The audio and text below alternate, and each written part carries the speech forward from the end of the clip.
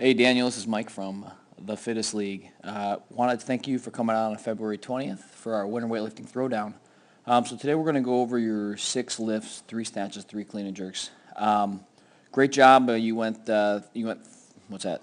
3 for 6. Hit 2 snatches and you missed your last 2 clean and jerks. And we'll go through. Right out of the gates, what I notice on your snatches here when we take a look is the pulls are great, strong pulls. Strong speed under the bar, and then the catch position's a little soft. So just thinking about this, watch the head when it drops, and then watch the overhead support and stability, and then I'll show you the fixes at the end. So here we go.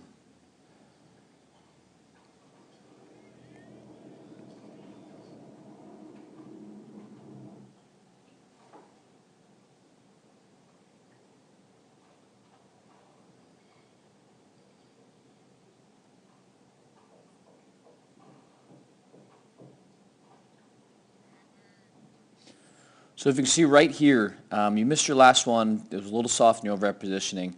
So right here, when you're looking down, right, we got to try and get that the head and chest up a little bit. That's going to allow you to really activate the upper traps and upper lats.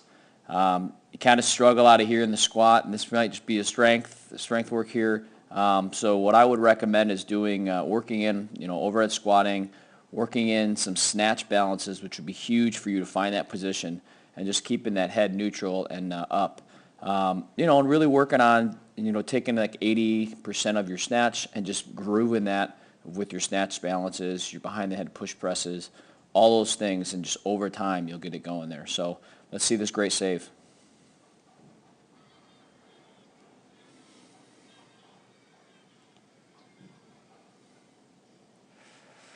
All right, so good job with the snatches there. You hit 2 for 3 here. So we're going to watch your first attempt here, and you hit this one. It's definitely a grinder the entire way. So some things to just think about is faster elbows, and that's going to be getting some little bit mobility there.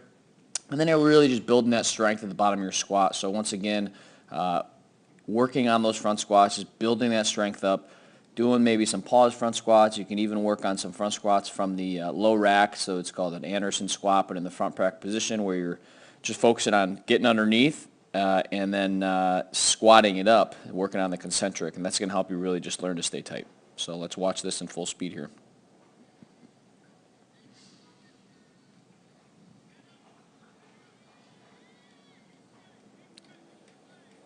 So real quick, what I'm going to do is I'm going to rewind this back here, and we're going to see what we're looking at. And you get jump forward here. So you're coming up, doing great, staying over the bar. And right here, the bar actually comes off the body. Look at your knees. You're completely fully extended. So you're in an RDL position. This is a very tough position to recover from. And you'll notice that you're going to get pulled into the bar and have to jump out and get it. So right when it passes the knees, there is a little bit where you want to think about driving your knees back under the bar like you're sitting in a chair, and that's called the scoop or the double knee bend. It's very quick. That way you can start to pass the knee. You're starting to then jam your thighs under the bar, get that back angle as vertical as possible, which you start to do, but right, you're already meeting the bar. If you can just sit back a little more, and that's going to just be strengthening that first and second pull. So doing those pause pulls, doing the first pulls, and then finishing with the arms going up and back and out in front. Jump forward a little bit, but all in all, decent lift. Now just catch that weight a little stronger.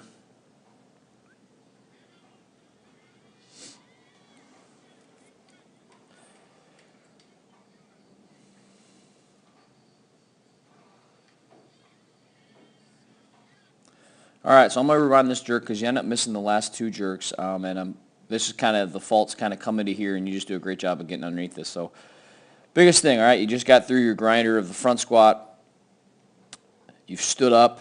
We want to make sure now that you can see your right knee is starting to kind of buckle in a little bit. So either A, bring that right foot in a little bit, so you're sliding in a little bit there, and then B, thinking about dropping your hips between your heels and opening and shoving the knees out to get that more vertical torso so you can get vertical force under that bar. You look a little cramped up with your elbows. You can either A, get them up so the shoulders are relaxed because you want to drive the bar with the feet, or B, try and kind of pull them apart and spread the lats so your chest is up a little taller. You do a good job of getting all set up here. So your dip, we can see that your hips really don't load. You just kind of bend your knees and look at your hips. They kind of slide off the shelf forward. That right knee buckles in, and then you get up top. You got to kind of come out for the bar, but you do a great job committing. Once again, working on that footwork, that back leg, make sure it's rotated internally so the toe should be pointing forward or slightly in. And that's just going to be you just continually coming to class and just working on your technique. So you save the lift.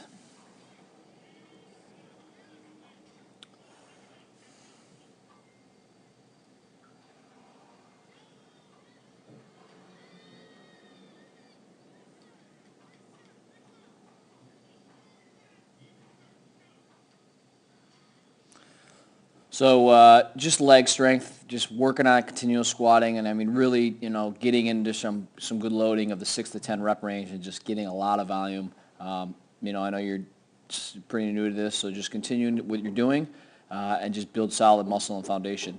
On that jerk, you didn't really use any legs. You tried to just kind of jump it off your body. We're looking to have that barbell get up to your eye level, so just some things to think about. So let's play the last one, and then I want to thank you for supporting us throughout our Fittest League first event.